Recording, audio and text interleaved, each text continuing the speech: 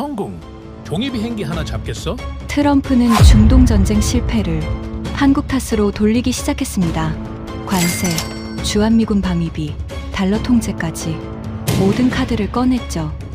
그런데 펜타곤 딱 한마디에 전 세계가 충격으로 얼어붙습니다. 전공이 문제가 아닙니다. 온토용은 따로 있습니다. 도대체 무슨 일이 있었던 걸까요? 미국 미사일 통합 총괄이 마주한 충격적인 대한민국 실체, 지금 시작합니다.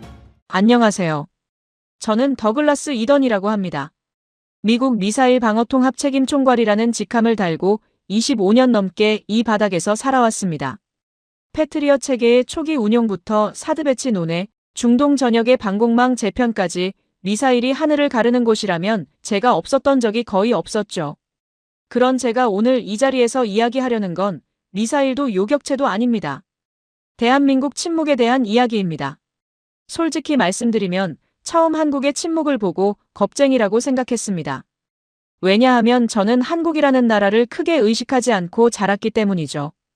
방산 분야에서 한국은 늘 우리 미국 곁에 있었지만 그건 어디까지나 우리 체계 안에서 역할을 수행하는 파트너라는 의미였거든요. 독자적인 뭔가를 만들어낸다기보다는 우리가 설계한 틀 위에서 부품을 채우는 나라. 저만 그렇게 생각한 게 아니었습니다. 워싱턴의 거의 모든 사람이 그랬어요. 그런데 그 인식이 처음 흔들린 건 올해 초 브뤼셀에서 열린 유럽 안보회의 자리였습니다. 회의는 나토 회원국과 주요 파트너국들이 참석하는 연례 행사였는데 올해는 분위기가 좀 달랐습니다. 이란발 위협이 상수가 되어버린 중동 정세, 우크라이나 이후 재편된 유럽 방공 수요, 거기에 우리 대통령이 동맹국들에게 던진 공개적인 비용 분담 압박까지. 회의장 안 공기 자체가 팽팽했죠. 둘째 날 오전 세션에서 한국 방공체계에 대한 논의가 나왔습니다. 정확히는 천궁이 화제였어요.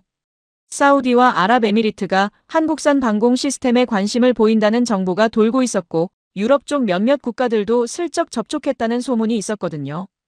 그런데 그때 독일 측 방산 분석관 하나가 이렇게 말했습니다. 한국이 좋은 하청품을 만드는 건 맞습니다. 가격 대비 성능도 나쁘지 않고요. 하지만 독자적인 방공 체계라는 건 다른 차원의 이야기입니다. 통합 운용 능력, 실전 데이터, 전장 네트워크 연동, 이런 건 수십 년 축적이 필요한 영역이에요. 아직은 멀었다고 봐야죠. 회의장 안에서 고개를 끄덕이는 사람이 꽤 있었습니다. 솔직히 저도 그중 하나였어요. 그런데요. 그 자리에 한국 측 참석자가 있었습니다. 국방부 소속이라고 들었는데 직함은 정확히 기억나지 않습니다. 그 사람은 아무 말도 하지 않았어요. 반박도 해명도 표정 변화조차도 없었습니다. 그냥 조용히 앉아서 메모를 하고 있었죠. 저는 그걸 보면서 속으로 생각했습니다. 할 말이 없는 거라고. 여기서 처음 한국의 침묵을 보게 되죠. 회의가 끝나고 비공개 만찬 자리가 있었는데 거기서 본격적인 이야기가 나왔습니다.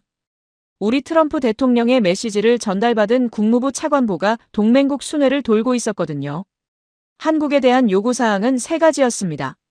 이란 대응 연합에 대한 군사적 참여, 천공체계의 기술 사양 공유, 그리고 핵심 요격 알고리즘의 이전.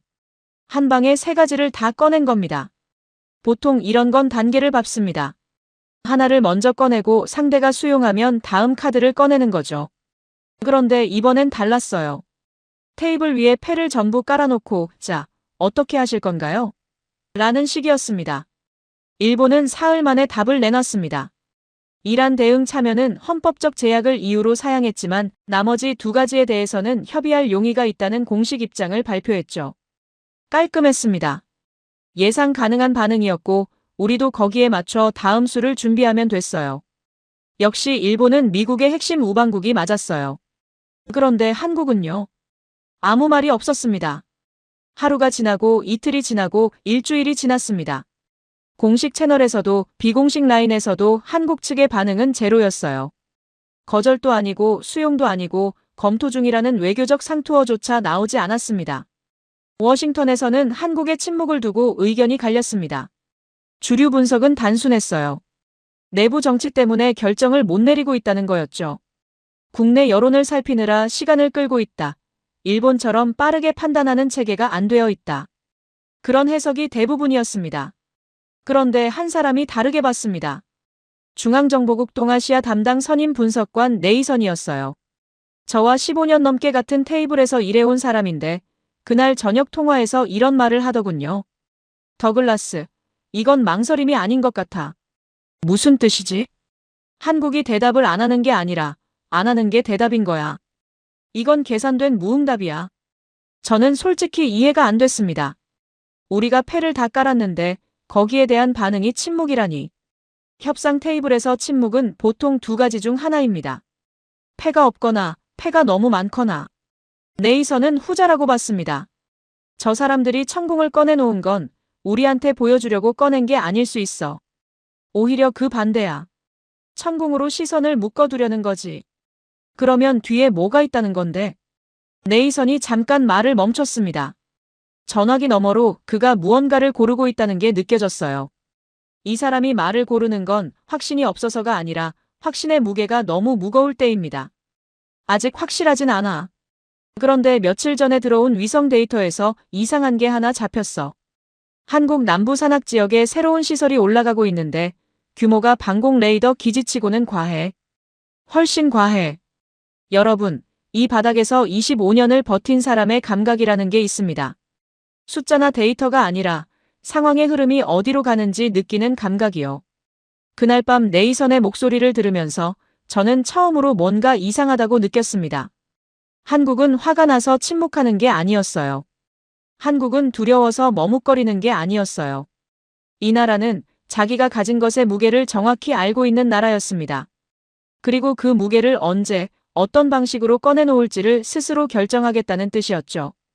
그때까지만 해도 저는 그게 정확히 뭔지 몰랐습니다. 천궁이 전부가 아니라는 건 감으로 느꼈지만 천궁 뒤에 있는 것의 정체는 상상조차 하지 못했어요. 다만 한 가지는 확실했습니다. 브뤼셀 회의장에서 조용히 메모만 하던 그 한국인의 표정이 패배자의 얼굴이 아니었다는 것.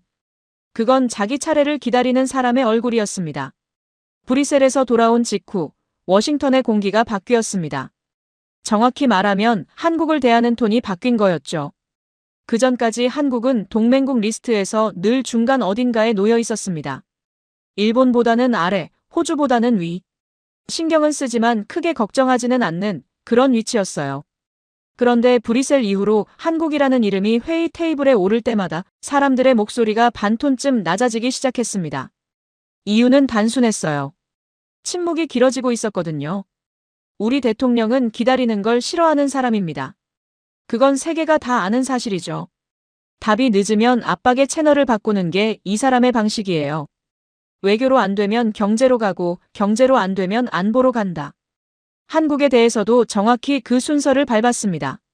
첫 번째 카드는 관세였습니다. 한국산 반도체 장비 부품에 대한 추가 관세 검토가 상무부 라인에서 흘러나왔어요. 공식 발표가 아니라 의도적인 유출이었죠. 시장을 먼저 흔들어서 한국 정부가 반응하게 만드는 워싱턴에서는 아주 오래된 수법입니다. 두 번째는 방위비였습니다. 주한미군 분담금 재협상을 이례적으로 빠른 일정에 올렸어요. 기존 합의 기간이 남아있는데도요. 메시지는 명확했습니다. 우리가 원하는 답을 안 주면 비용부터 다시 이야기하겠다. 세 번째가 가장 날카로웠는데 무기 수출 제한 가능성을 언급한 겁니다. 한국이 중동과 유럽의 방산 수출을 확대하고 있는 상황에서 미국산 핵심 부품이 포함된 장비의 제3국 이전에 대해 재검토하겠다는 시그널이었죠. 한마디로 내가 만든 무기라도 우리 부품이 들어가 있으면 우리 허락 없이는 못 판다는 뜻이었습니다. 관세, 방위비, 수출 통제. 세 개를 동시에 꺼내면 보통은 흔들립니다. 아니, 흔들려야 정상이에요. 이건 압박이 아니라 포위입니다. 경제, 안보, 산업을 한꺼번에 조이는 건데 어지간한 나라는 이 중 하나만 나와도 즉각 협상 테이블로 달려오거든요. 한국 증시가 잠깐 출렁였습니다. 이틀 정도 하락세를 보였어요. 워싱턴에서는 시작됐다는 반응이 나왔죠. 재무부 쪽 분석팀이 한국 경제 지표를 실시간으로 모니터링하고 있었는데 그 이틀간은 분위기가 꽤 들떠 있었습니다. 그런데 사흘째부터 이상한 일이 벌어졌어요. 한국 증시가 반등했습니다. 그것도 외국인 투자자 매수세가 주도한 반등이었어요. 방산주는 오히려 올랐고 반도체 섹터도 이틀 만에 낙폭을 전부 회복했습니다. 환율도 마찬가지였어요. 원화가 이틀간 약세를 보이다가 사흘째 되는 날 아무 일도 없었다는 듯 제자리로 돌아왔죠. 재무부 분석팀의 보고서를 받아봤을 때 저는 처음으로 좀 묘한 감각을 느꼈습니다. 보고서 톤이 달라져 있었거든요. 이틀 전까지 예상대로 진행 중이라고 쓰던 사람들이 사흘째 보고서에는 추가 분석 필요라고 적어놓은 겁니다. 여러분, 추가 분석 필요라는 말이 워싱턴에서 무슨 뜻인지 아십니까? 이건 우리가 틀렸을 수도 있다의 관료적 번역입니다. 그즈음 국방부 내부 브리핑에서 한 분석관이 이런 발언을 했어요. 기억에 또렷이 남아 있습니다. 한국 경제가 안 흔들리는 게 아닙니다. 흔들릴 구조가 아닌 겁니다. 무슨 차이냐고요? 안 흔들리는 건 운이 좋거나 타이밍이 맞은 거예요. 흔들릴 구조가 아니라는 건 처음부터 이런 상황을 대비해서 설계가 돼 있다는 뜻입니다. 태풍이 와서 안 넘어진 집이 아니라 태풍을 전제로 지은 집이라는 거죠. 네이선이 그 브리핑 직후에 제 사무실로 찾아왔습니다. 문을 닫고 앉더니 서류 한 묶음을 테이블 위에 놓았어요. 더글라스, 한국 방산 수출 구조를 다시 뜯어봤어. 뭐가 나왔는데? 우리가 부품 수출 통제로 압박하려면 한국산 장비에 미국산 핵심 부품이 상당 비율 들어가 있어야 지렛대가 되잖아. 당연하지. 그래서 그 카드를 꺼낸 거고. 네이선이 서류 첫 장을 펼쳤습니다. 한국 주요 방산 품목의 부품 원산지 비율을 분석한 표였는데 저는 그걸 보는 순간 등이 서늘해졌어요. 천공 계열의 미국산 부품 비율이 2020년 기준 38%였어. 그런데 지금은 11%야. 핵심 유도 모듈과 추진체 부분은 전량 국산화가 완료됐고 소프트웨어 아키텍처도 독자 플랫폼으로 전환됐어. 저는 한동안 아무 말도 할 수 없었습니다. 우리가 꺼낸 세 번째 카드, 수출 통제라는 칼날은 이미 손잡이만 남아 있었던 겁니다. 칼날은 한국이 조용히 가져간 거였어요. 우리가 그 칼을 뽑아들기도 전에. 이게 하루아침에 된 게 아니었습니다. 네이선의 분석에 따르면 한국은 최소 7, 8년 전부터 핵심 부품 국산화를 체계적으로 진행해왔어요. 소리 없이, 발표도 없이, 언론에 한 줄도 나오지 않게. 워싱턴 내부의 분위기가 미묘하게 바뀌기 시작한 게 이 시점이었습니다. 왜 안 흔들리지? 라는 질문이 왜 진작 이걸 못 봤지? 로 바뀌어가고 있었어요. 단순한 외교적 버티기가 아니라는 걸 숫자가 증명하고 있었으니까요. 그리고 바로 그 타이밍에 우리 대통령이 직접 움직였습니다. 비공개 채널을 통해 한국 측에 전달된 메시지는 세 가지였습니다.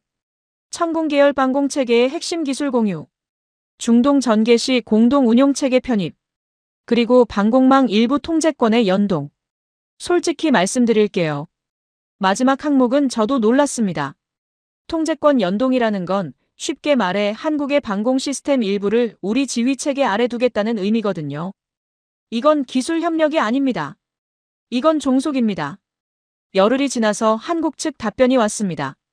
공식 외교 문서가 아니라 국방부 고위급 실무 라인을 통한 구두 전달이었어요. 답변은 놀라울 정도로 짧았습니다. 협력은 가능합니다. 그러나 통제는 공유하지 않습니다. 한 문장이었어요. 한 문장. 백악관 안보보좌관실에서 이 답변을 보고받았을 때 회의실이 잠깐 조용해졌습니다. 누군가가 이게 전부인가? 라고 물었고 전달자는 고개를 끄덕였어요. 저는 그 순간 이상한 감정을 느꼈습니다. 분노가 아니었어요. 그렇다고 당혹감도 아니었습니다. 뭐라고 해야 할까? 바둑을 두는데 상대가 내 포석을 전부 읽고 있다는 걸 뒤늦게 알아챈 느낌이랄까요? 한국은 우리의 압박 시나리오 세 가지를 전부 예상하고 있었습니다.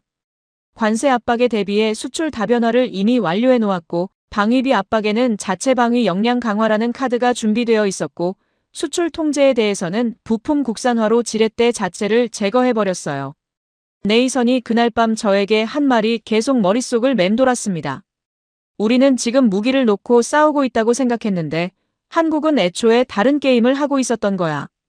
그 말을 듣고 나서 저는 며칠간 한국 관련 자료를 처음부터 다시 훑었습니다. 방산 수출 데이터, 기술 독립 로드맵, 산업구조 재편 타임라인. 하나하나 다시 들여다보면서 제가 25년간 이 나라를 얼마나 피상적으로 봐왔는지를 깨달았어요. 이건 전쟁 이야기가 아니었습니다. 무기의 성능이나 요격률 같은 숫자 게임이 아니었어요. 이건 설계의 이야기였습니다. 한 나라가 자신의 생존과 주권을 어떤 구조 위에 올려놓을 것인가? 누군가에게 기대는 구조를 선택할 것인가? 아니면 혼자 서는 구조를 만들 것인가? 한국은 후자를 골랐고 그걸 소리 없이 완성해가고 있었던 겁니다. 그리고 우리는 그걸 몰랐어요. 완성될 때까지. 한국에 직접 가보기로 한 건 네이선의 제안이었습니다. 서류로는 한계가 있어. 이 나라가 뭘 가지고 있는지 직접 봐야 해. 솔직히 처음에는 내키지 않았어요. 미사일 방어통합 책임 총괄이 동맹국 산업시설을 시찰한다는 건 외교적으로도 미묘한 메시지를 줄 수 있으니까요. 하지만 국방부 내부에서도 한국의 산업 기반을 직접 확인해야 한다는 목소리가 커지고 있었고 결국 비공식 방문 형태로 일정이 잡혔습니다. 표면상의 명목은 동맹 간 방산 협력 실무 점검이었죠. 인천공항에 내려서 첫 번째로 향한 곳은 경기도에 있는 삼성전자 반도체 생산 라인이었습니다. 저는 군수시설을 수백 곳 넘게 다녀본 사람입니다. 록히드 마틴의 포트워스 조립공장, 레이시온의 투손 미사일 제조시설, 노스롭 그러먼의 팜데일 스텔스 생산동까지 세계에서 가장 정밀한 것들을 만드는 공간에 익숙한 사람이에요. 그런 제가 삼성 반도체 라인에 발을 들이는 순간 숨이 멈추는 경험을 했습니다. 아무 소리가 없었어요. 군수 공장은 아무리 자동화가 돼 있어도 소리가 있습니다. 기계가 돌아가는 저주파 진동, 냉각 시스템의 팬 소음, 작업자들의 이동 소리. 그런데 이 공간은 달랐어요. 클린룸 너머로 보이는 생산 라인에서 수백 대의 장비가 동시에 가동되고 있었는데 유리벽 이쪽에서는 거의 아무것도 들리지 않았습니다. 안내를 맡은 건 삼성 반도체 부문의 공정관리 실장이었습니다. 40대 중반으로 보이는 이 사람이 담담한 목소리로 설명을 시작했는데 첫 문장부터 제 상식을 깨뜨렸어요. 이 라인의 웨이퍼 한 장 처리 공정은 약 1200단계입니다. 각 단계의 허용 오차는 나노미터 단위로 관리되고요. 하나라도 기준을 벗어나면 그 웨이퍼는 폐기됩니다. 1200단계. 저는 패트리엇 요격체의 최종 조립 공정이 약 300단계인 걸 알고 있었습니다. 세계에서 가장 정밀한 군수 무기의 4배에 달하는 공정을 이 사람들은 매일 돌리고 있었던 겁니다. 수율은 어느 정도입니까? 90% 이상을 유지하고 있습니다. 여러분, 이게 얼마나 미친 숫자인지 설명을 드려야 할 것 같습니다. 1200단계 공정에서 수율 90%라는 건 각 단계의 성공률이 사실상 99.99%에 수렴한다는 뜻이에요. 한 단계라도 99.9%로 떨어지면 최종 수율은 30% 아래로 곤두박질 칩니다. 이건 정밀함이 아닙니다. 이건 집착입니다. 공정관리실장이 덧붙였어요. 저희가 분량 하나를 잡기 위해 투입하는 검사 장비만 라인당 200대가 넘습니다. 실시간으로 데이터가 올라오고 이상 징후가 감지되면 30초 안에 해당 구간이 멈춥니다. 30초. 미국 최고의 군수 공장에서 비상정지 프로토콜이 작동하는 데 걸리는 시간이 평균 3분입니다. 이 민간 반도체 공장은 그 6배 빠른 속도로 문제를 잡아내고 있었어요. 저는 유리벽 너머의 로봇팔들이 웨이퍼를 나르는 걸 한참 동안 바라봤습니다. 그러면서 한 가지 생각이 머리를 때렸죠. 이 나라는 무기를 잘 만드는 게 아니라 무기보다 더 정밀한 것을 매일 만들고 있는 나라구나. 다음 방문지는 충청남도에 있는 LG 배터리 생산 단지였습니다. 솔직히 배터리 공장은 크게 기대하지 않았어요. 반도체에서 받은 충격이 워낙 컸기도 했고 배터리는 방산과 직접적 연관성이 떨어진다고 생각했거든요. 그런데 그게 제 두 번째 실수였습니다. LG 배터리 부문 기술이사가 우리를 맞았는데 이 사람이 첫 인사를 마치자마자 묻더군요. 총괄님, 패트리엇 미사일의 탐색기 구동 전원이 뭔지 알고 계십니까? 리튬이온 배터리 팩이죠. 그럼 이지스함 전투체계의 비상 전원은요? 그것도 배터리 기반입니다. 기술이사가 고개를 끄덕이며 말했습니다. 드론 군집 비행의 채공 시간을 결정하는 것도 잠수함의 수중 작전, 지속 시간을 좌우하는 것도 이동식 레이더의 야전 배치 가능 시간을 정하는 것도 전부 배터리입니다. 현대전에서 전력 저장과 공급은 심장이에요. 심장이 멈추면 아무리 좋은 무기도 철 덩어리가 됩니다. 그 한마디에 제 머릿속 지도가 완전히 재편됐습니다. 저는 25년간 요격체의 속도, 레이더의 탐지 범위, 화력의 정밀도만 봐왔어요. 그런데 그 모든 것의 밑바닥에 전력이 있었고 그 전력의 핵심을 한국이 쥐고 있었던 겁니다. 생산 라인을 돌면서 눈에 들어온 건 배터리 셀의 크기였습니다. 놀라울 정도로 작았어요. 그 작은 셀 하나에 담긴 에너지 밀도가 불과 5년 전 같은 크기. 셀의 3배에 달한다는 설명을 들었을 때 네이선이 제 귀에 대고 속삭였어요. 이걸 군용으로 전환하면 어떻게 되는지 상상이 됐습니다. 그리고 그 상상이 저를 불편하게 만들었어요. 마지막 방문지는 울산에 있는 HD현대 조선소였습니다. 이건 스케일이 다른 차원의 충격이었습니다. 여러분, 미국 해군이 알레이버크급 구축함 한 척을 건조하는 데 걸리는 시간이 얼마인지 아십니까? 평균 4년입니다. 잉걸스 조선소에서 용골을 놓고 진수하고 의장 공사를 마치고 해군에 인도하기까지 4년이 걸려요. HD현대 조선소의 건조 도크에는 군함과 상선이 나란히 올라가 있었습니다. 같은 도크에서 같은 인력이 양쪽을 동시에 짓고 있었어요. 조선소 생산관리부장이 설명을 해줬는데 이 사람의 말투가 인상적이었습니다. 자랑이 아니라 보고를 하듯 건조한 어조였거든요. 상선 건조 경험이 군함 생산에 직접 연결됩니다. 블록 공법, 모듈 조립, 도장 기술, 배관 시스템 전부 호환이 됩니다. 상선으로 효율을 극한까지 끌어올린 공정이 군함에도 그대로 적용돼요. 미국 조선소는 군함만 짓습니다. 상선 건조 능력은 사실상 사라진 지 오래예요. 그래서 군함 한 척을 지을 때마다 모든 공정을 처음부터 세팅해야 하고 그게 시간과 비용을 잡아먹는 거죠. 한국은 상선을 쉬지 않고 지으면서 공정의 숙련도를 매일 올리고 그 숙련도가 군함 생산에 곧바로 전이되는 구조였습니다. 그래서 미국 해군도 이 조선소에 발주를 넣는 겁니다. 세계 최강 해군이 줄을 서서 네이선이 조선소 전경이 내려다 보이는 언덕에서 바다를 바라보며 말했습니다. 더글라스, 이 나라 산업을 보면서 계속 같은 패턴이 보여. 반도체도 배터리도 조선도. 공통점이 뭔지 알아? 정밀함? 그것도 맞는데 더 근본적인 거야. 이 사람들은 전부 같은 원리로 움직이고 있어. 낭비를 죽이고 속도를 극한까지 올리고 공정 전체를 하나의 시스템으로 통합하는 거. 반도체 라인이든 배터리 공장이든 조선소든 운영 철학이 똑같아. 저는 그 말을 듣는 순간 아까 조선소 부장이 무심하게 던진 한마디가 떠올랐습니다. IMF 이후로 저희한테 비효율이란 건 사치가 됐습니다.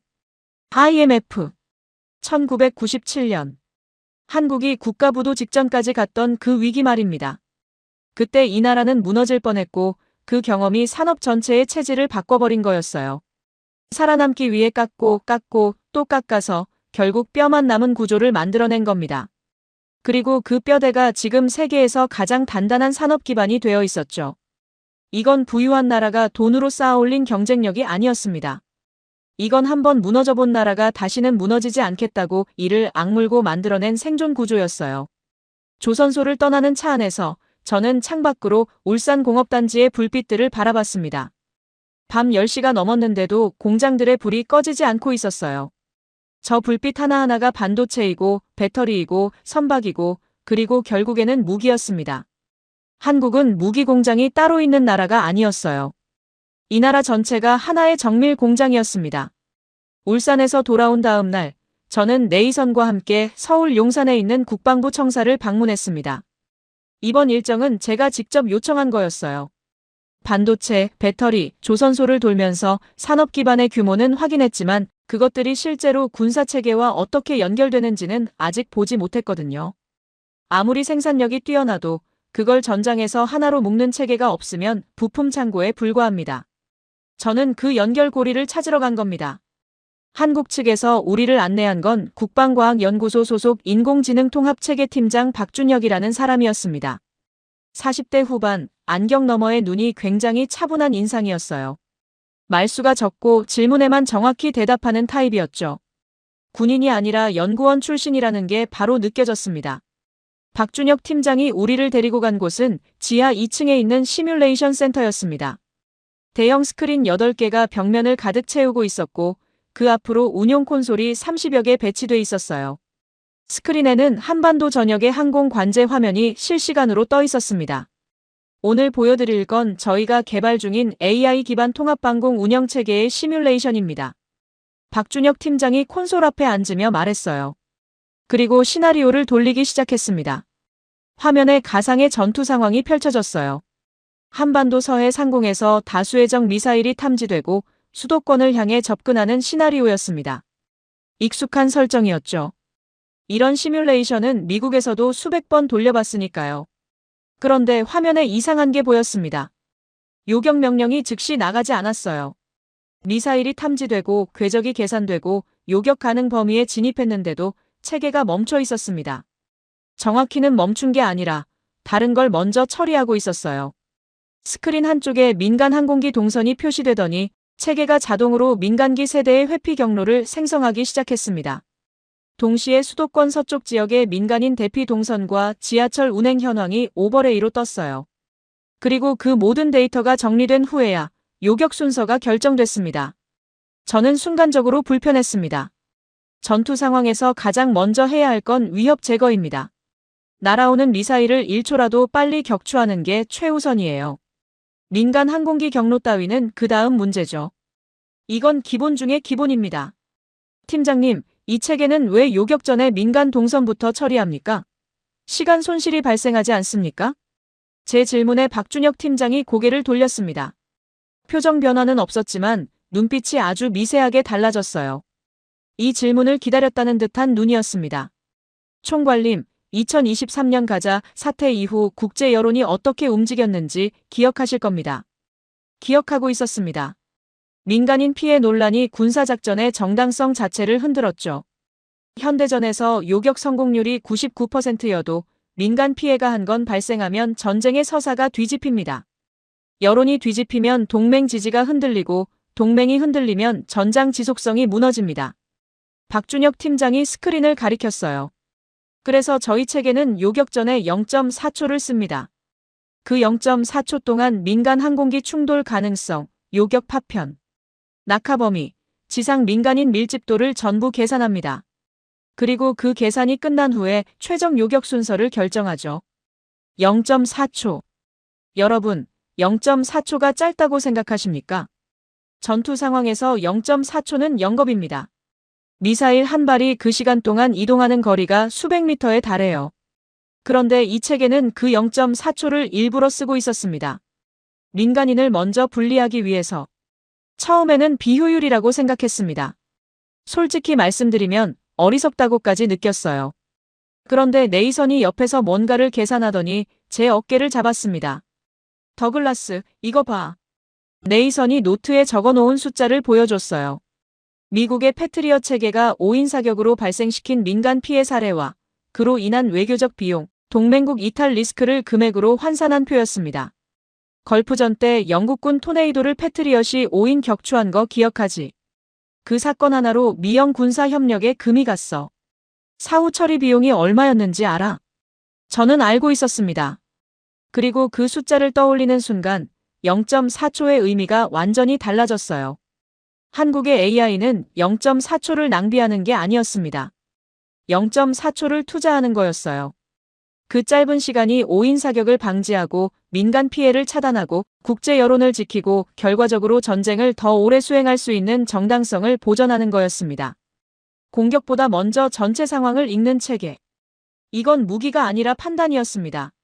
시뮬레이션이 끝난 후 박준혁 팀장이 두 번째 화면을 열었습니다. 이번에는 전투 시나리오가 아니라 한국 전역의 인프라 네트워크 맵이었어요. 이건 저희 통합 관제 체계의 연동 범위입니다. 화면에 선이 그어지기 시작했습니다. 인천공항 관제 시스템에서 출발한 선이 부산항 항만 관리 시스템과 연결됐고 거기서 다시 전국 발전소 운영망으로 이어졌어요. 고속도로 교통 관제, 지하철 운행 시스템, 통신망 관리 체계까지.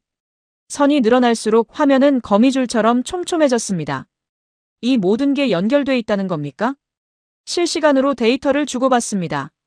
오지통신기지국의 트래픽 이상이 감지되면 3초 안에 군 지휘부까지 보고가 올라갑니다. 항만에서 비정상 선박 접근이 포착되면 해군작전사령부와 해경이 동시에 경보를 받습니다. 네이선이 화면을 뚫어지게 바라보고 있었어요. 그러더니 아주 낮은 목소리로 중얼거렸습니다. 이건 방공체계가 아니야. 이건 감흥망이야. 감흥망. 저는 그 단어에 소름이 돋았습니다. 미국의 방공체계는 세계 최고입니다. 그건 부정할 수 없는 사실이에요. 하지만 우리 체계는 군사 영역 안에서 완결됩니다. 레이더가 탐지하고 지휘소가 판단하고 발사대가 요격하는 거죠. 군사 시스템과 민간 인프라는 분리돼 있어요. 당연히 그래야 한다고 생각했고요. 한국은 그 경계를 지워버렸습니다.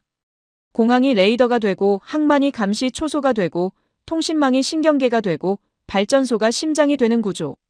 개별 장비를 연결한 게 아니라 나라 전체를 하나의 유기체처럼 엮어놓은 겁니다. 여러분, 그걸 보는 순간 저는 지난 며칠간의 모든 경험이 하나로 합쳐지는 걸 느꼈습니다. 삼성의 반도체 라인, LG의 배터리 공장, HD 현대의 조선소. 그것들은 따로따로 놀라운 게 아니었어요. 전부 이 거미줄의 마디였던 겁니다. 각각의 산업이 독립적으로 뛰어난 게 아니라 전부 하나의 구조 안에서 자기 역할을 수행하고 있었던 거예요. 이건 산업이 아니었습니다. 이건 하나의 구조였습니다. 차를 타고 용산을 빠져나오면서 저는 창밖으로 서울의 야경을 봤습니다.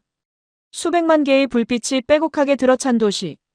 그 불빛 하나하나가 데이터를 만들고 그 데이터가 실시간으로 흐르고 그 흐름이 도시 전체를 하나의 생명체처럼 움직이게 하는 구조. 이 도시는 살아있었습니다.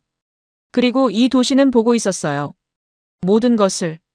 박준혁 팀장이 헤어지기 전에 한 말이 계속 귓가에 맴돌았습니다. 총괄님, 저희는 적을 이기는 무기를 만든 게 아닙니다. 전체를 읽는 구조를 만든 겁니다. 그리고 전체를 읽는 쪽이 결국 이깁니다. 그날 밤 호텔방에서 천장을 바라보며 저는 한 가지 질문과 싸웠습니다. 미국이 이 나라보다 강한 건 확실합니다. 화력도 예산도 전력 투사 능력도 비교가 안 되죠. 하지만 강한 것과 정밀한 건 다른 문제입니다. 그리고 이 나라는 정밀함을 국가 운영 원리로 삼은 나라였어요. 무기보다 무서운 건 무기를 만드는 공장이고 공장보다 무서운 건 공장을 설계하는 철학입니다. 한국은 그 철학을 가지고 있었고 저는 이제 그걸 알아버렸습니다. 서울에서의 일정을 마치고 워싱턴으로 돌아온 지 사흘째 되던 날 중동에서 연락이 왔습니다.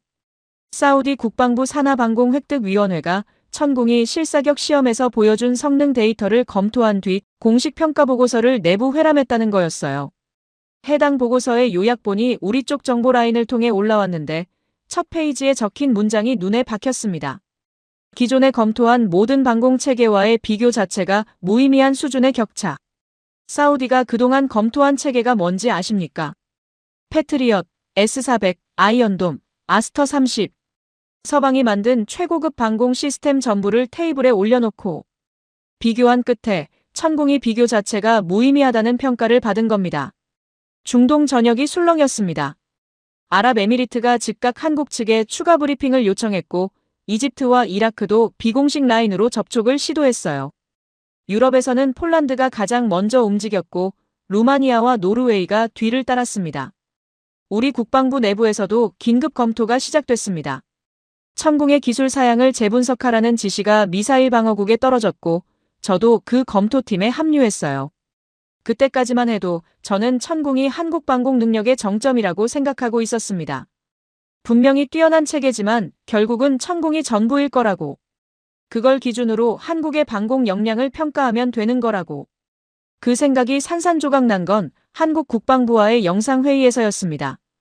회의는 비공개로 진행됐어요. 우리 측에서 미사일 방어국장, 네이선, 그리고 저. 한국 측에서는 박준혁 팀장과 국방부 획득계획관 1명이 참석했습니다. 의제는 천공체계의 기술 협력 범위 조율이었죠. 회의가 중반을 넘길 무렵 미사일 방어국장이 질문을 던졌습니다. 직설적인 사람이라 돌려 말하는 법이 없었어요. 박 팀장, 한 가지 확인하겠습니다. 천공이 현재 한국이 보유한 방공체계의 최고 수준입니까? 화면 너머로 박준혁 팀장의 얼굴이 보였습니다. 잠깐, 아주 잠깐 동안 그의 입꼬리가 미세하게 움직였어요. 웃음은 아니었습니다. 그보다 더 미묘한 거였어요. 마치 오래 기다리던 질문을 드디어 받은 사람의 표정이랄까. 천공은 수출형입니다. 회의실이 조용해졌습니다. 미사일 방어국장이 화면을 한번 보고 저를 한번 보고 다시 화면을 봤어요. 수출형이라는 건 본토 방어용은 따로 있다는 뜻입니까? 본토 방어 체계는 공개된 적이 없습니다. 8단어. 그 8단어가 회의실 공기를 완전히 바꿔놓았습니다. 여러분, 이게 무슨 뜻인지 이해하셔야 합니다. 우리가 지난 몇 달간 분석하고 평가하고 대응 전략까지 짜놓은 그 모든 것의 기준이 천공이었어요. 사우디가 감탄한 것도 천공이었고, 유럽이 줄을 선 것도 천공이었고, 워싱턴이 위협으로 분류한 것도 천공이었습니다. 그런데 그게 수출용이라니. 진짜는 아직 꺼내지도 않았다니. 우리가 빙산의 꼭대기를 보고 산 전체를 측량한 셈이었습니다. 회의가 끝난 직후 미사일 방어국장이 전화기를 내려놓으며 말했어요. 이던 우리가 가진 한국 방공 관련 정보를 전부 재검토해. 전부. 저는 네이선과 함께 즉시 작업에 들어갔습니다. 그리고 사흘간 자료를 뒤집으면서 우리는 지금까지 한 번도 연결해보지 않았던 점들을 선으로 잇기 시작했어요. 삼성 반도체. 세계 최고 수준의 AI 연산 칩을 양산할 수 있는 능력. 이게 방공 체계에 들어가면 뭐가 됩니까? 요격 판단을 내리는 두뇌가 됩니다. 0.4초 만에 민간 동선을 분리하고 최적 요격 순서를 결정하는 그 판단의 속도가 여기서 나오는 겁니다. LG 배터리. 세계 최고 에너지 밀도의 전력 저장 기술. 이게 방공 체계에 들어가면 뭐가 됩니까? 이동식 발사대의 야전 운용 시간이 2배로 늘어납니다. 레이더 차량이 외부 전원 없이 36시간을 버틸 수 있게 됩니다. 이건 지속성입니다. 포스코 철강. 세계 최고 품질의 초고장력 특수강. 방공체계의 발사대, 방호벽 차체에 들어가면 뭐가 됩니까? 피탄시 생존성이 올라갑니다. 같은 무게로 더 강한 장갑을 두를 수 있다는 거예요. HD 현대조선. 세계 최대 규모의 건조 능력. 군함의 방공체계를 탑재해야 할 때 함정 자체를 찍어낼 수 있는 생산 기반이 이미 있다는 겁니다. 미국은 알레이버크급 한 척에 4년이 걸리지만 이 나라는 그 절반도 안 되는 시간에 동급 함정을 건조할 수 있었어요. 그리고 오지통신기지국부터 공항, 항만, 발전소까지 연결된 초고속 통신망. 이 모든 장비와 체계를 실시간으로 하나로 묶는 신경망. 반도체는 두뇌, 배터리는 심장, 철강은 뼈, 조선은 몸통, 통신망은 신경. 네이선이 화이트보드에 이 구조를 그려놓고 한참 동안 말이 없었습니다. 저도 그 앞에 서서 아무 말도 하지 못했어요. 우리가 보고 있는 건 개별 산업의 성과 목록이 아니었습니다. 이건 하나의 생명체 설계도였어요. 더글라스. 네이선이 마른 목소리로 말했습니다. 이 나라는 무기를 하나하나 개발하는 방식으로 군사력을 키운 게 아니야. 민간 산업 하나가 발전하면 그게 동시에 서너 개의 군사체계로 전환되는 구조를 만들어 놓은 거야. 그 말이 머릿속에서 폭탄처럼 터졌습니다. 반도체 수율이 1% 오르면 그건 스마트폰 성능이 좋아지는 동시에 AI 요격 판단 속도가 빨라지는 거였어요. 배터리 에너지 밀도가 오르면 전기차 주행거리가 늘어나는 동시에 군용 드론의 채공 시간이 늘어나는 거였어요. 조선소가 LNG선을 한 척 더 지을 때마다 군함 건조 공정의 숙련도가 한 단계 더 올라가는 거였어요. 민간 기술 발전 하나가 군사력 전환으로 동시에 갈라지는 구조. 이건 무기 개발이 아니라 국가 설계였습니다. 저는 펜타곤에 보고서를 올렸습니다. 한국 방공 체계 재평가 긴급 보고라는 제목이었어요. 보고서의 핵심 결론은 한 문장이었습니다. 한국의 군사적 잠재력은 특정 무기 체계가 아니라 민간 산업 성과를 군사 역량으로 전환하는 구조적 효율성에 있으며 이 전환 구조는 이미 완성 단계에 있다. 보고서가 올라간 날 국방부 차관이 직접 전화를 걸어왔습니다. 이던 이 보고서 내용이 사실이면 우리가 지금까지 한국을 완전히 잘못 본 거 아닌가? 저는 잠깐 말을 멈췄습니다. 그리고 대답했어요. 차관님, 잘못 본 정도가 아닙니다. 안 본 겁니다. 천공이라는 빙산의 꼭대기만 보고 바다 밑은 상상조차 하지 않았던 겁니다. 그리고 바다 밑에 있던 건 미사일이 아니었어요. 반도체와 배터리와 철강과 선박과 통신망이 하나의 회로처럼 연결된 국가 단위의 전환 체계였습니다.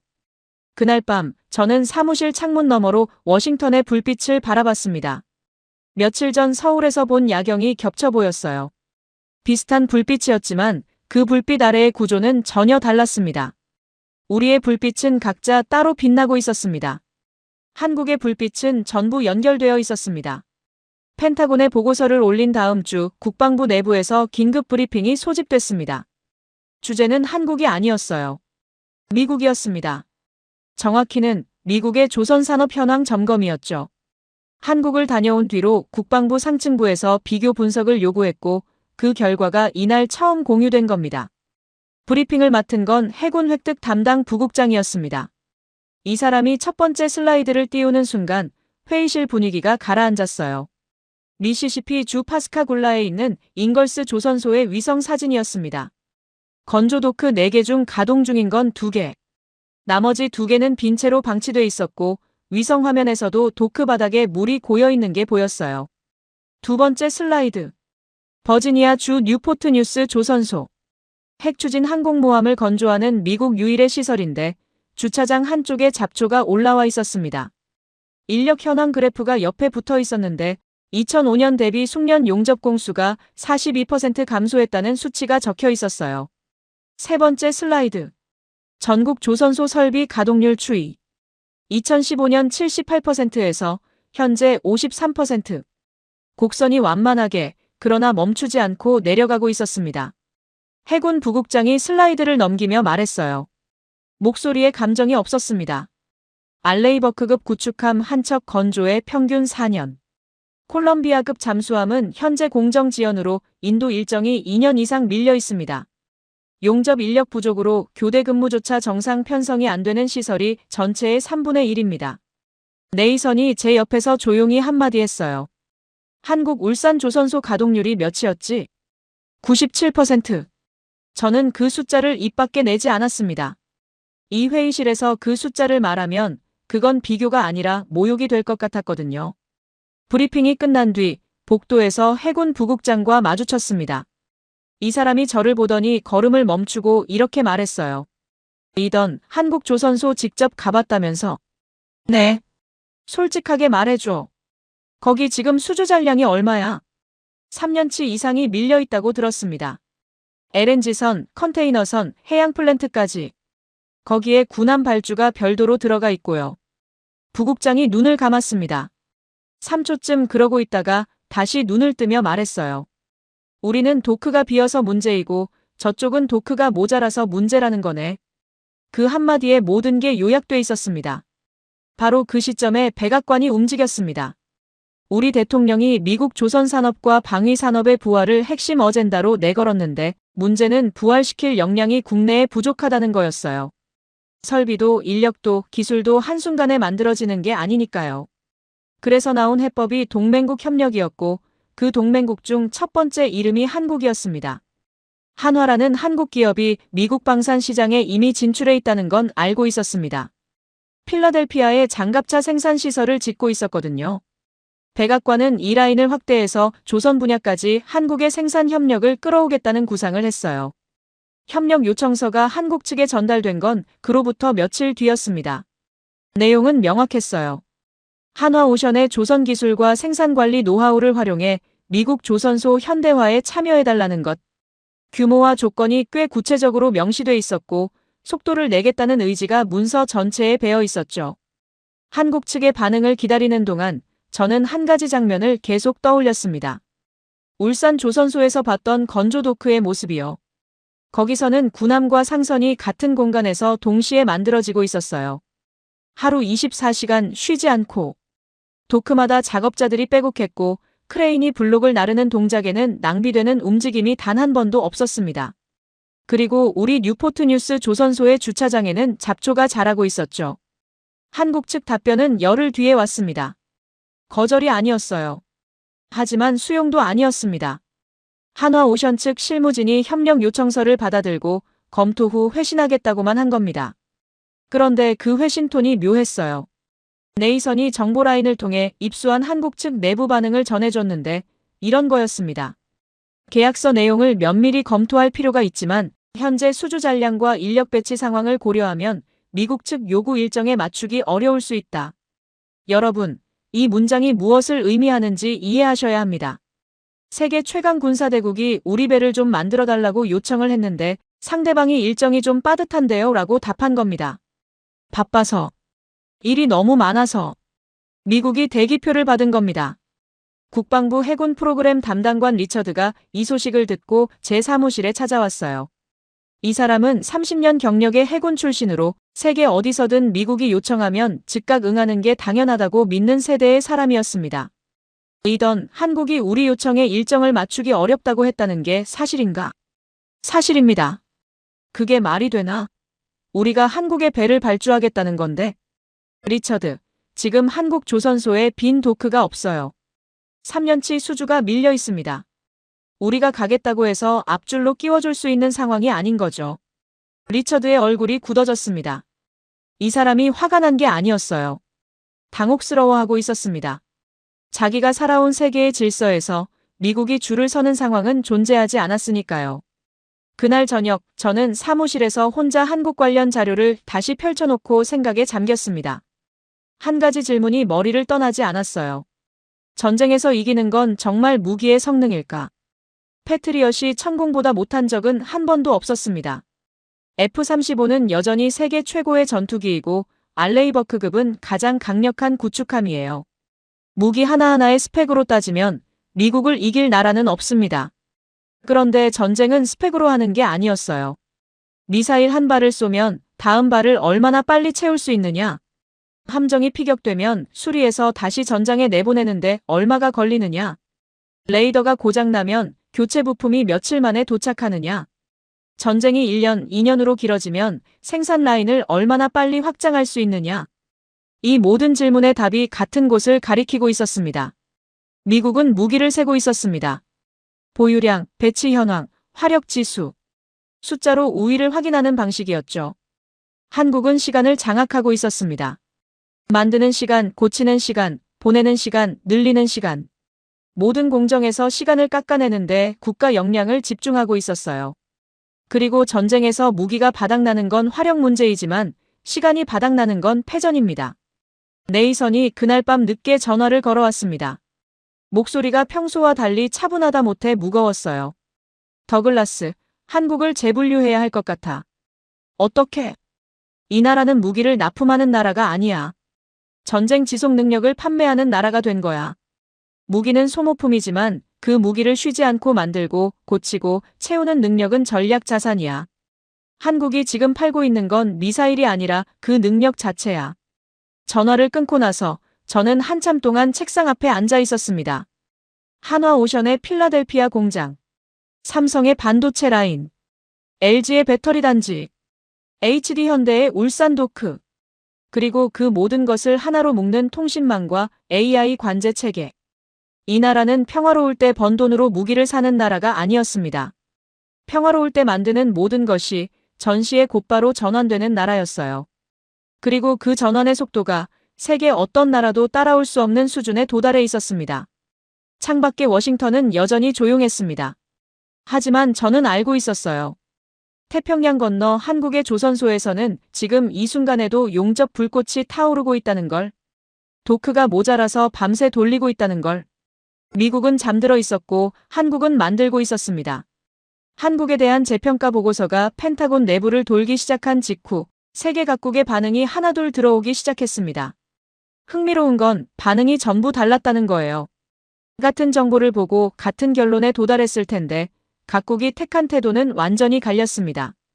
그리고 저는 그 갈림의 이유를 추적하면서 한국이라는 나라가 국제 질서에 어떤 파장을 일으키고 있는지를 비로소 전체적으로 보게 됐습니다. 가장 먼저 눈에 띈 건 이스라엘이었습니다. 텔아비브에서 온 정보는 예상과 완전히 달랐어요. 이스라엘은 한국의 부상을 위협으로 분류하지 않았습니다. 오히려 그 반대였죠. 모사드 출신의 안보자문역이 이스라엘 국방부 내부 회의에서 이런 발언을 했다고 합니다. 한국을 보면 우리가 보인다. 저는 처음에 그 말의 맥락을 이해하지 못했어요. 이스라엘과 한국이 뭐가 비슷하다는 건지. 하지만 네이선이 그 배경을 설명해 줬을 때 고개를 끄덕일 수밖에 없었습니다. 생각해봐, 더글라스. 이스라엘은 건국 이래 단 하루도 안전했던 적이 없는 나라야. 사방이 적이고 영토는 좁고 자원은 없어. 그래서 어떻게 했어? 스스로 무기를 만들었고 스스로 정보망을 구축했고 스스로 핵을 가졌어. 외부에 의존하면 죽는다는 걸 뼈로 알기 때문이지. 한국도 마찬가지였습니다. 한반도 분단, 북쪽의 상시 위협, 강대국에 둘러싸인 지정학, 자원 빈국. 이스라엘이 중동에서 겪은 것을 한국은 동아시아에서 겪었어요. 그리고 두 나라 모두 같은 결론에 도달한 겁니다. 생존은 남이 보장해주는 게 아니라 스스로 설계하는 것이라는 결론. 이스라엘은 한국을 보며 위협이 아니라 친숙함을 느꼈던 겁니다. 같은 공식으로 살아남은 나라를 적으로 분류할 이유가 없었죠. 이스라엘이 택한 건 전략적 묵인이었습니다. 건드리지 않는다. 자극하지 않는다. 필요하면 조용히 손을 잡는다. 일본의 반응은 정반대였습니다. 도쿄에서 흘러나온 정보에 따르면 일본 방위성 내부에서 한국 관련 긴급 분석 보고서가 작성됐는데 그 보고서의 초점이 천궁이 아니었어요. 천궁은 한 페이지도 안 됐습니다. 보고서 전체가 한국의 통합 생산 체계, AI 관제 시스템, 민관 전환 구조에 집중돼 있었어요. 일본이 두려워한 건 미사일 한 발이 아니었습니다. 그 미사일을 쉬지 않고 만들고 실시간으로 통제하고 전장 상황에 따라 즉각 재배치하는 시스템 전체를 두려워한 겁니다. 개별 무기는 대응할 수 있어요. 더 좋은 무기를 만들면 되니까요. 하지만 시스템은 다릅니다. 시스템은 하루아침에 복제할 수 없거든요. 그리고 그 두려움이 만들어낸 결과가 놀라웠습니다. 다카이치 총리가 독도 관련 발언을 철회한 겁니다. 불과 2달 전만 해도 역사적으로 일본 고유 영토라는 기존 입장을 재확인하며 강경 기조를 유지하던 사람이 갑자기 양국 간 미래지향적 관계 구축이 우선이라는 표현으로 톤을 바꿨어요. 여러분, 일본 총리가 독도 발언을 철회하는 게 얼마나 이례적인 일인지 아십니까?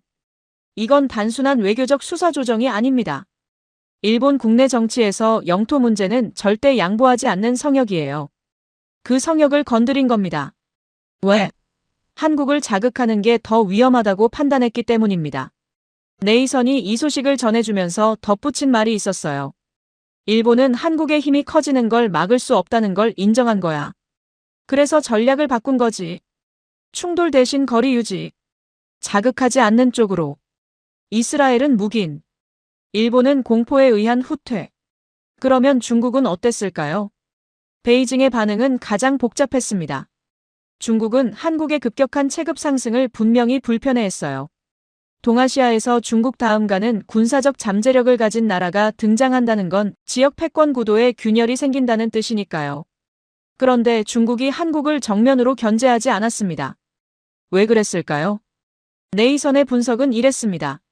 중국 입장에서 생각해봐. 한국이 강해지면 누가 가장 먼저 영향을 받지? 북한이죠. 맞아. 그리고 그 다음은 일본.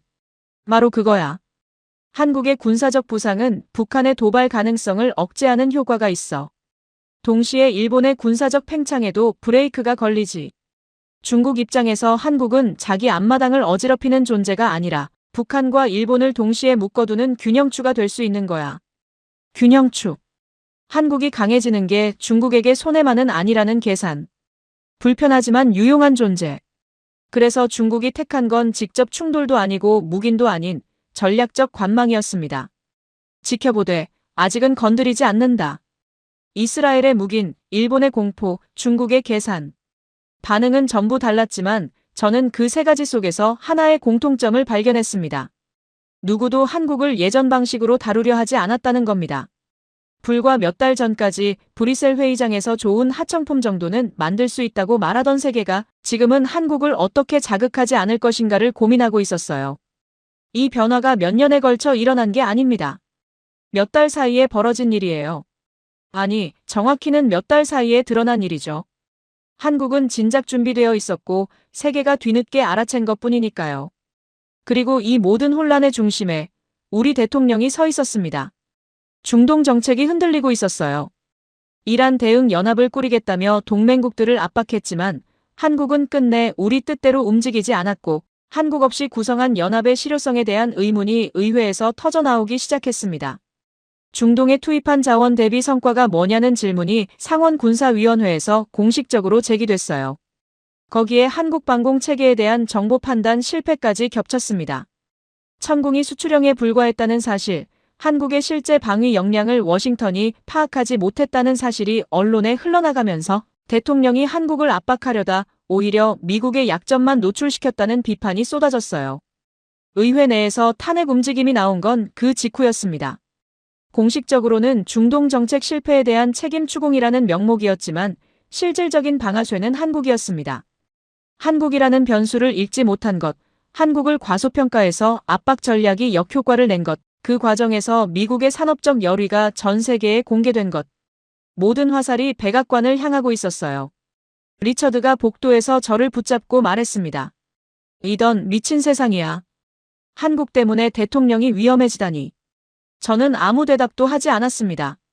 한국 때문이 아니었거든요. 한국을 몰랐기 때문이었습니다. 그날 밤 혼자 사무실에 앉아서 세계 지도를 펼쳐놓고 한참을 들여다봤습니다. 한반도는 지도 위에서 늘 작아 보여요. 중국과 러시아와 일본 사이에 끼인 작은 반도. 그런데 그 작은 반도가 지금 이스라엘의 전략을 바꾸고 일본의 언어를 바꾸고 중국의 계산을 바꾸고 미국의 정치를 흔들고 있었습니다. 한국은 무기 하나로 세계 질서를 뒤집은 게 아니었어요. 이 나라가 한 건 더 근본적인 것이었습니다. 주변국들의 전략 계산식 자체를 바꿔버린 겁니다. 한국이 포함되지 않은 방정식은 더 이상 성립하지 않게 된 거예요. 네이선이 퇴근하면서 제 사무실 문을 두드렸습니다. 아직도 있어? 생각할 게 많아서. 네이선이 문틀에 기대서서 잠깐 저를 바라보더니 말했어요. 더글라스, 우리가 25년간 한국을 어떤 칸에 넣어놓고 있었는지 알아? 동맹국 목록에서 일본 아래, 호주 옆. 신뢰할 수 있지만 주도적이지는 않은 파트너. 그 칸이 이제 없어진 거야. 한국을 넣을 칸 자체가 사라진 거지. 그가 돌아간 뒤 저는 불을 끄지 않고 한참을 더 앉아 있었습니다. 칸이 사라졌다는 말. 그게 이 모든 혼란의 본질이었습니다. 이스라엘도 일본도 중국도 그리고 미국도 한국을 어디에 놓아야 할지 모르는 거였어요. 기존의 어떤 분류에도 들어맞지 않는 나라가 된 겁니다. 하청업체도 아니고 동맹의 하위 파트너도 아니고 경쟁자라고 부르기엔 적대적이지 않고 협력자라고 부르기엔 우리 말을 안 듣고 한국은 스스로의 칸을 만들어버렸습니다. 그리고 세계는 그 칸의 이름을 아직 짓지 못하고 있었어요. 최종 보고서를 작성하는데 이틀이 걸렸습니다. 펜타곤 내부 보고가 아니라 국가안보회의에 직접 올라가는 전략평가서였어요. 제목은 한국방위 역량 종합 재평가 및 대응 방향이었는데 사실 제목은 중요하지 않았습니다. 이 보고서의 핵심은 단 하나의 문장으로 압축됐거든요. 천궁은 결과였다. 원인은 따로 있었다. 보고서를 쓰면서 저는 지난 몇 달간의 모든 경험을 역순으로 되짚었습니다. 브뤼셀에서 한국의 침묵을 보았고 워싱턴에서 압박이 통하지 않는 것을 확인했고 서울에서 산업 기반의 규모의 충격을 받았고 용산에서 AI 관제 체계의 설계 철학을 이해했고 천궁이 수출형에 불과하다는 사실을 알게 됐고 미국의 조선 산업이 얼마나 공동화됐는지를 직시했고 세계 각국이 한국을 새롭게 계산하기 시작하는 것을 목격했습니다. 그 모든 조각을 테이블 위에 펼쳐놓고 보니 하나의 그림이 완성됐어요. 천궁, 비호복합, 장거리 탐지 레이더, AI 통합 방공망. 이것들은 전부 결과물이었습니다. 이미 밖으로 드러난 열매였어요. 세계가 그 열매를 보고 놀라고 분석하고 대응 전략을 짜는 사이에 뿌리는 계속 자라고 있었던 겁니다. 진짜 원인은 뿌리에 있었습니다. 1997년 IMF. 그 한 단어가 이 나라의 모든 것을 설명하고 있었어요. 국가부도 직전까지 갔던 경험이 한국이라는 나라의 유전자를 바꿔버렸습니다. 느리면 죽는다. 낭비하면 쓰러진다. 남에게 기대면 배신당한다. 그 교훈이 산업 전체의 운영 원리로 체질화됐어요. 반도체에서 나노미터 단위의 오차를 관리하는 집착. 배터리에서 에너지 밀도를 극한까지 끌어올리는 집요함. 조선소에서 건조기간을 하루라도 줄이려는 강박. 통신망에서 지연 시간을 밀리초 단위로 깎아내는 정밀함. 이 모든 것이 같은 뿌리에서 나온 겁니다. 살아남기 위해 몸에 밴 속도, 통합, 실행이라는 세 글자. 그리고 어느 시점에서 이 민간 산업의 체질이 국가 전략과 결합했습니다. 반도체의 연산 능력이 AI 요격 판단으로 전환됐고 배터리의 에너지 기술이 군용 전력 체계로 흘러들었고 철강의 품질이 방호 장갑의 생존성으로 변환됐고 조선의 생산력이 군함 건조 능력으로 직결됐고 초고속 통신망이 전장 관제의 신경계가 됐습니다. 하나의 뿌리에서 자란 가지들이 어느 날 보니 숲을 이루고 있었던 거예요. 저는 보고서에 이렇게 썼습니다. 한국의 군사적 위협성은 천궁이나 개별 무기 체계의 성능에 있지 않다. 민간 산업의 기술적 성과를 국가 전략 차원에서 군사력으로 전환하는 재생산 구조에 있다. 이 구조의 잠재적 전환 효율은 천궁 단독 체계의 전략적 가치 대비 최소 70배 이상으로 평가된다. 70배라는 숫자를 쓸 때 제 손이 잠깐 멈췄습니다. 과장이 아닐까 싶었거든요. 하지만 네이선과 함께 산출한 근거를 다시 들여다보면 과장이 아니었어요. 천궁 하나를 무력화시켜봤자 한국은 같은 산업 기반에서 다른 체계를 다시 만들어낼 수 있습니다. 특정 기술이 노출돼도 같은 뿌리에서 다른 방식으로 대체할 수 있어요. 열매 하나를 따봤자 뿌리가 살아있으면 다시 열리는 거죠. 보고서의 마지막 단락을 쓰고 있을 때 네이선이 급히 사무실로 들어왔습니다. 손에 태블릿을 들고 있었는데 화면에 중동발 속보가 떠 있었어요. 더글라스, 이거 봐야 해. 사우디아라비아가 미국의 패트리엇 추가 도입 협상을 보류하고 한국과의 방공체계 패키지 계약을 공식 추진한다는 내용이었습니다. 아랍에미리트도 같은 방향으로 움직이고 있었고 이라크가 뒤를 따르고 있었어요. 그런데 제가 주목한 건 계약 내용의 구조였습니다. 단순히 천궁을 구매하는 게 아니었어요. 한국의 방공체계와 함께 유지보수 시스템, 실시간 관제 소프트웨어, 운용 인력 교육 프로그램, 그리고 부품 현지 생산 라인 구축까지 패키지로 묶여 있었습니다. 무기를 사는 게 아니라 시스템을 도입하는 거였어요. 그 속보를 읽고 있는데 중동 담당 정보관 하나가 네이선과 함께 들어왔습니다. 이 사람이 제 책상 앞에 서더니 평소에 보지 못한 표정으로 말했어요. 이던 총괄 사우디 측 실무라인에서 비공식으로 전해온 말이 있습니다. 뭔데? 사우디 국방부 차관이 한국 측 계약팀에게 이렇게 말했답니다. 우리가 미국에 40년간 지불한 비용으로 얻은 것은 무기였다. 한국에서 얻으려는 것은 다르다. 우리도 이렇게 만들 수 있는 구조를 원한다. 그 말을 듣는 순간 저는 뭔가가 목 안쪽에서 올라오는 걸 느꼈습니다. 분노도 아니고 좌절도 아니었어요. 뭐랄까. 25년간 제가 서 있던 땅이 조용히 기울어지고 있다는 감각이었습니다.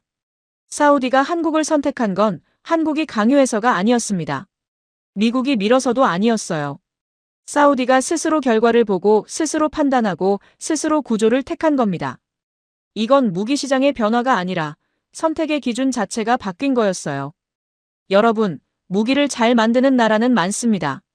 하지만 상대방이 자발적으로 와서 당신네 시스템을 통째로 가르쳐달라고 요청하는 나라가 몇이나 될까요? 보고서를 최종 제출한 날 저녁, 저는 펜타곤 건물 옥상에 올라갔습니다. 워싱턴의 야경이 내려다 보였어요. 링컨 기념관의 불빛, 국회의사당의 돔, 알링턴 묘지 쪽으로 이어지는 어둠. 이 도시가 20세기 이후 세계 질서의 중심이었습니다. 그리고 지금도 여전히 중심이에요. 하지만 중심의 의미가 달라지고 있었습니다.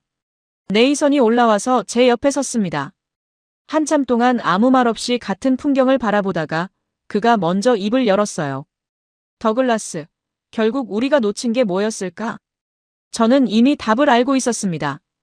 우리는 한국이 뭘 가지고 있는지를 세려고 했어. 미사일 몇 발, 함정 몇 척, 전투기 몇 대. 숫자로 환산하면 답이 나올 거라고 생각했지. 그런데 한국의 힘은 숫자가 아니었어. 그러면 뭐였어? 체질이었어. 무너진 다음 날 다시 만들기 시작하는 체질. 잃어버린 것을 세는 대신 남은 것으로 다음 걸 짓는 체질. 그게 반도체에도, 배터리에도, 조선소에도, 방공 시스템에도 똑같이 흐르고 있었어. 우리는 결과물만 보고 원인을 안 본 거야. 네이선이 고개를 끄덕였습니다. 그리고 아주 조용히 말했어요. 무서운 나라야. 저는 고개를 저었습니다. 아니, 무서운 게 아니야. 존경스러운 거지. 바람이 불었습니다. 3월의 차가운 바람이 옥상을 스쳐 지나갔어요. 저는 주머니에서 핸드폰을 꺼내 지도 앱을 열었습니다. 화면을 확대하자 한반도가 보였어요. 중국과 일본 사이에 끼인 지도 위에서는 여전히 작아 보이는 그 반도. 하지만 저는 이제 알고 있었습니다. 저 작은 반도 안에 반도체 생산 라인이 돌아가고 있고 배터리 셀이 충전되고 있고 선박의 용골이 놓이고 있고 AI가 하늘을 감시하고 있고 그 모든 것이 하나의 신경망으로 연결돼 숨쉬고 있다는 걸 천궁은 그 숨결이 밖으로 나온 것에 불과했습니다. 한국이 진짜 가진 것은 무기가 아니라 무기를 끝없이 다시 만들어내는 구조 그 자체였어요. 세계는 그 구조를 이제야 보기 시작했고 본 순간 선택을 바꾸기 시작했습니다. 미국의 강요가 아니라 한국의 결과를 보고 누군가의 압박이 아니라 자기 자신의 판단으로 저는 핸드폰을 주머니에 넣고 워싱턴의 밤하늘을 올려다봤습니다. 별은 보이지 않았어요. 도시의 불빛이 너무 밝아서. 하지만 지구 반대편 한국의 공장에서는 지금 이 순간에도 불빛이 켜져 있을 겁니다. 새벽 교대조가 라인에 들어가고 용접 불꽃이 튀고 데이터가 흐르고 누군가가 0.1%의 수율을 더 올리기 위해 모니터를 들여다보고 있겠죠. 그게 한국이었습니다. 한번 무너져본 나라가 다시는 무너지지 않겠다고 매일 밤 불을 켜놓는 나라. 그리고 그 불빛이 세계의 기준을 바꾸고 있었습니다.